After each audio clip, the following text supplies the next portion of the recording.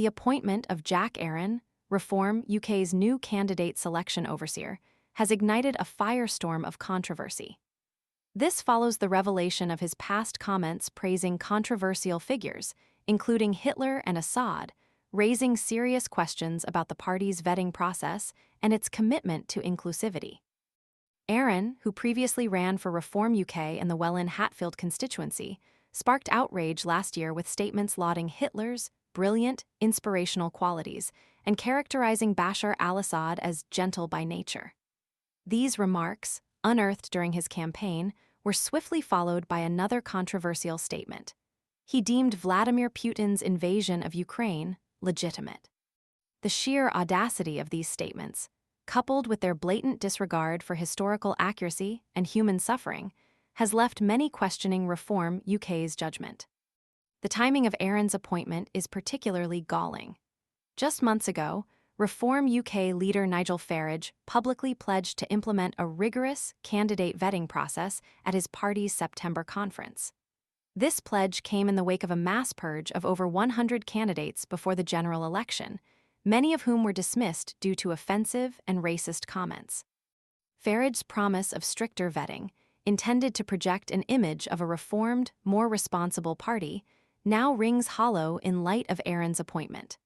The stark contrast between Farage's words and actions underscores a deep-seated hypocrisy at the heart of Reform UK. Aaron's own Reform UK profile further fuels the controversy. He outlines his immigration views, stating a desire to reconfigure the principles of immigration, aiming to welcome the best of the world, while preventing the formation of ghettos of counterculture. While ostensibly advocating for selective immigration, this statement reeks of coded language, evoking anxieties about cultural integration and potentially fueling xenophobic sentiment.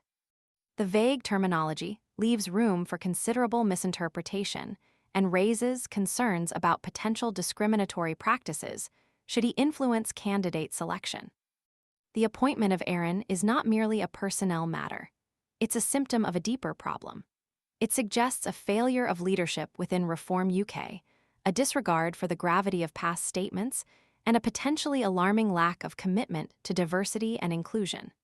It throws into sharp relief the challenges of effective vetting and raises troubling questions about the party's true values and intentions.